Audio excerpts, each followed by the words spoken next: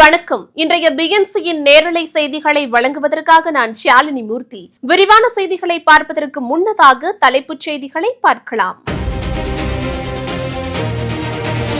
தமிழகத்தில் சட்டம் ஒழுங்கு சீர்குலைந்து விட்டது. குற்றவாளிகளுக்கு அரசு ஊக்கம் அளிப்பதாக அண்ணாமலை குற்றச்சாட்டு. இத்தனை நாளா எங்கே போனீங்க எம்எல்ஏ? செல்வ பெருந்தகையின் காரை முற்றுகையிட்ட தொகுதி மக்கள் கேள்வி.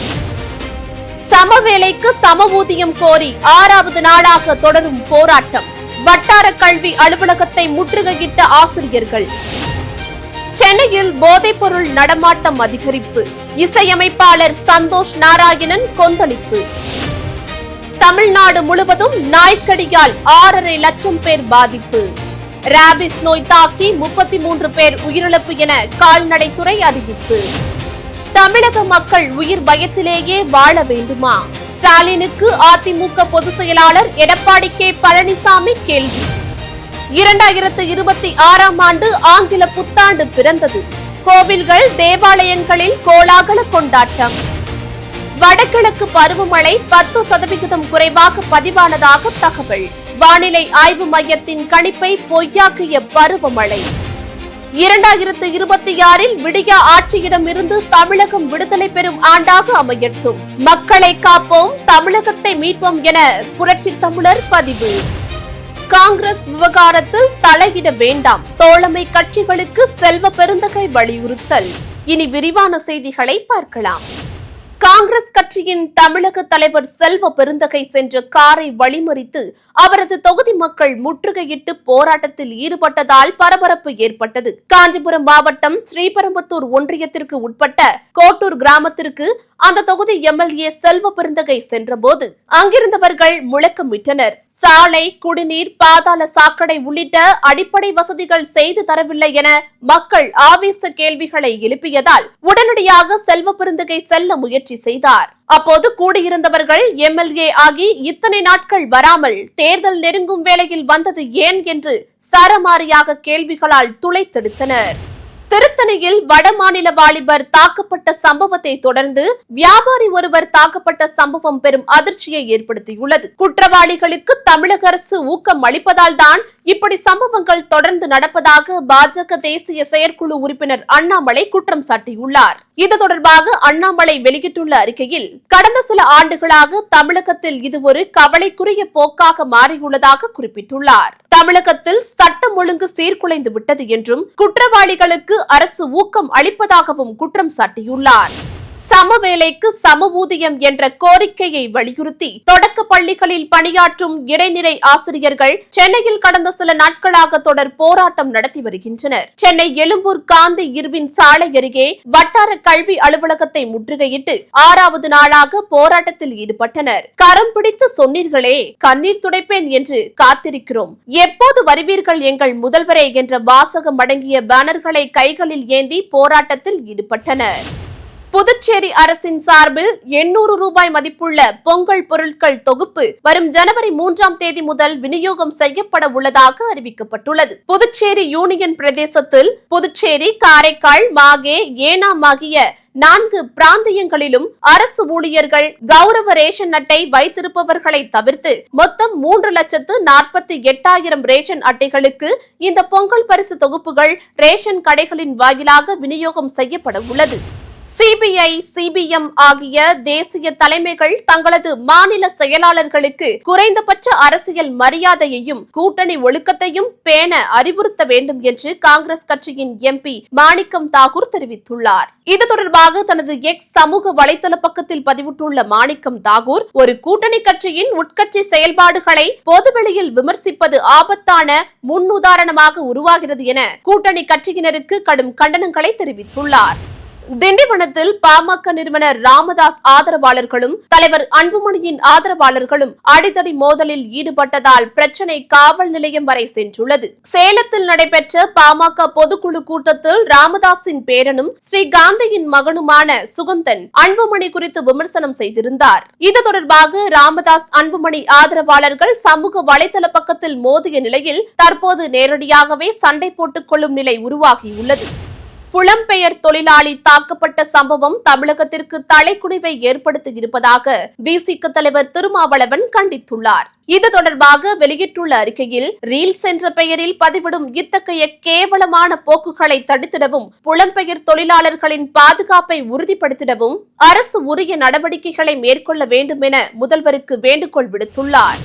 சென்னையில் போதைப்பொருள் நடமாட்டம் அதிகரித்துள்ளதாக இசையமைப்பாளர் சந்தோஷ் நாராயணன் குற்றம் சாட்டியுள்ளார். இது தொடர்பாக தனது எக்ஸ் சமூக வலைதள பக்கத்தில் பதிவிட்டுள்ள அவர், எனது ஸ்டுடியோ தளத்தில் உள்ள பல அப்பாவி கட்டுமான தொழிலாளர் நண்பர்கள் சமீபத்தில் தாக்கப்பட்டதாக குறிப்பிட்டுள்ளார். கைது செய்யப்பட்ட குற்றவாளி ஒருவர் காவல்துறையினர் மீது எல்லை மீறி கல்லறிந்தார் எனவும் சந்தோஷ் நாராயணன் கூறியுள்ளார்.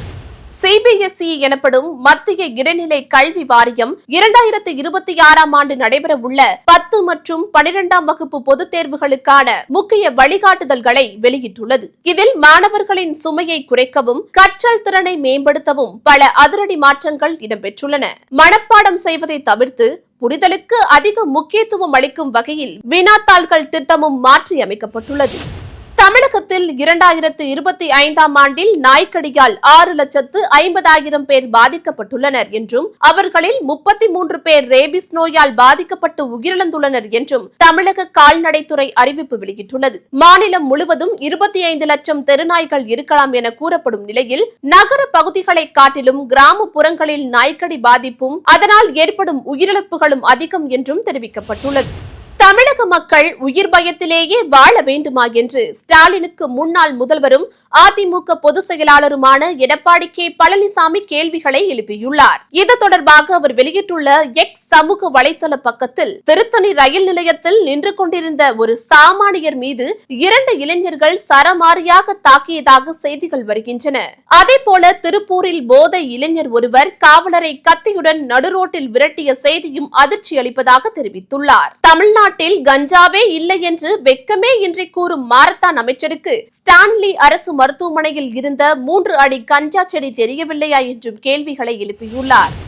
2026ஆம் ஆண்டு ஆங்கில புத்தாண்டு பிறந்துள்ளதை முன்னிட்டு தமிழ்நாடு முழுவதும் கோவில்களில் நள்ளிரவு முதல் நடைபெற்ற சிறப்பு வழிபாடுகளில் ஏராளமானோர் பங்கேற்று சுவாமி தரிசனம் செய்தனர். திருச்செந்தூர் சுப்பிரமணிய சுவாமி கோவிலில் நீண்ட வரிசையில் பல மணி நேரம் காத்திருந்த பக்தர்கள் முருகப்பெருமானை வழிபட்டனர். அதேபோல பழனி, திருப்பரங்குன்றம் முருகன் கோவிலிலும் பக்தர்கள் நீண்ட வரிசையில் காத்திருந்து சுவாமி தரிசனம் செய்தனர். மதுரை மீனாட்சி அம்மன் கோவிலில் நடைபெற்ற சிறப்பு பூஜையில் ஏராளமானோர் அதிகாலை முதலே காத்திருந்து சுவாமி தரிசனம் செய்தனர். அதிமுக ஆதரவு வாக்குகளில் ஒன்று கூட விடுபடக்கூடாது என மாவட்ட செயலாளர்களுக்கு எடப்பாடி கே பழனிசாமி அறிவுறுத்தியுள்ளதாக தகவல் வெளியாகியுள்ளது. சட்டமன்ற தேர்தலுக்கு இன்னும் சில மாதங்கள் மட்டுமே உள்ள நிலையில் அதிமுக பொதுச் செயலாளர் எடப்பாடி கே பழனிசாமி தலைமையில் மாவட்ட செயலாளர்கள் கூட்டம் நடைபெற்றது. இக்கூட்டத்தில் பேசிய பொதுச் செயலாளர் புரட்சித் தமிழர் எடப்பாடியார் தேர்தல் பணிகளை தீவிரமாக மேற்கொள்ள வேண்டும் என்றும் மக்களை சந்தியுங்கள் என்றும் அறிவுறுத்தியுள்ளதாக தெரிகிறது. கூட்டணியை நான் பார்த்துக் கொள்கிறேன் என்றும் திமுக அரசு செய்யும் தவறுகளை மக்களிடம் கொண்டு செல்லுங்கள் என்றும் புரட்சித் தமிழர் எடப்பாடியார் தெரிவித்துள்ளார். நடப்பாண்டு வடகிழக்கு பருவமழை 10% குறைவாக பதிவாகி உள்ளதாக வானிலை ஆய்வு மையம் தெரிவித்துள்ளது. அக்டோபர் முதல் டிசம்பர் வரை வடகிழக்கு பருவமழை காலத்தில் வழக்கமாக 44.1 சென்டிமீட்டர் மழை பெய்ய வேண்டிய நிலையில் 42.7 சென்டிமீட்டர் மழை மட்டுமே பதிவாகியுள்ளதாக தெரிவிக்கப்பட்டுள்ளது. பருவமழை தொடங்குவதற்கு முன்பு இந்த ஆண்டு வடகிழக்கு பருவமழை இயல்பை விட அதிகமாக பெய்யும் என முன்கூட்டியே கணிப்பில் தெரிவிக்கப்பட்டிருந்த நிலையில் அந்த கணிப்பை பொய்யாக்கி குறைவான அளவே மழை பெய்துள்ளது. தமிழகம் முழுவதும் பொங்கல் பண்டிகையை முன்னிட்டு 2,22,72,000 ரேஷன் அட்டைதாரர்களுக்கு பொங்கல் பரிசு தொகுப்பு வழங்கப்பட உள்ளது. இதற்காக 2,22,91,710 கிலோ பச்சரிசியும் அதே அளவு சர்க்கரையும் ஒதுக்கீடு செய்யப்பட்டுள்ளது. பொங்கல் பரிசு தொகுப்பில் கரும்பு, முந்திரி, திராட்சை, இலவச வேஷ்டி சேலையும் வழங்கப்பட உள்ளதாக தகவல் வெளியாகியுள்ளது. வரலாற்றில் இதுவரை இல்லாத அளவாக தங்கம் 1 லட்சம் ரூபாயை தாண்டி விற்பனை செய்யப்பட்டுள்ளது. இந்த நிலையில் புத்தாண்டின் முதல் நாளில் 2 முறை தங்கத்தின் விலை குறைந்தது. ஆபரண தங்கம் 1 சவரன் 99,840 ரூபாயாக விற்பனை செய்யப்படுகிறது. வெள்ளி விலை கிலோவிற்கு 1000 ரூபாய் சரிந்து 1 கிலோ 2,57,000 ரூபாயாக விற்பனை செய்யப்பட்டது.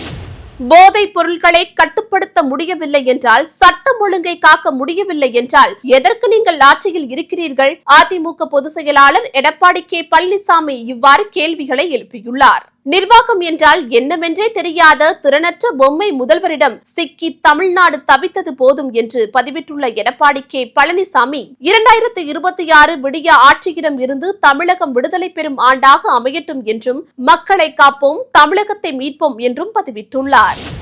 ராமரின் ஆசிர்வாதத்தால் ராம பக்தர்களின் 500 ஆண்டு கால தீர்மானம் நிறைவேறியுள்ளது என பிரதமர் மோடி நெகிழ்ச்சியுடன் தெரிவித்துள்ளார். உத்தரப்பிரதேச மாநிலம் அயோத்தியில் ராமர் கோவிலின் 2வது ஆண்டு பிராண பிரதிஷ்டை தின விழாவை முன்னிட்டு வெளியிட்டுள்ள பதிவில், இந்த புனிதமான மற்றும் தூய்மையான தினத்தில் இந்தியா மற்றும் வெளிநாடுகளில் உள்ள அனைத்து ராம பக்தர்களின் தரப்பிலிருந்தும் பகவான் ஸ்ரீ ராமரின் பாதங்களில் எனது கோடிக்கணக்கான வணக்கங்களை செலுத்துகிறேன் என்றும் பதிவிட்டுள்ளார்.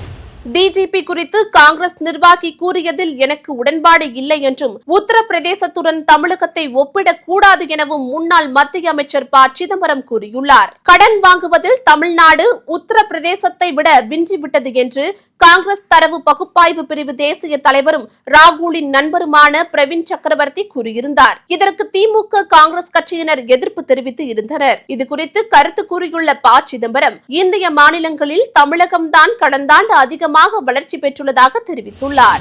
காங்கிரஸ் விவகாரத்தில் தோழமை கட்சிகள் தலையிட வேண்டாம் என தமிழ்நாடு காங்கிரஸ் கமிட்டி தலைவர் செல்வ பெருந்தகை வலியுறுத்தியுள்ளார்.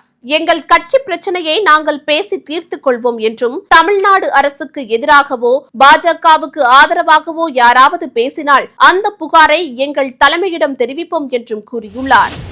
இத்துடன் செய்திகள் நிறைவடைகின்றன. அண்மை செய்திகளை உடனுக்குடன் தெரிந்து கொள்ள BNC டைம்ஸ் சேனலுடன் இணைந்திருங்கள். நன்றி.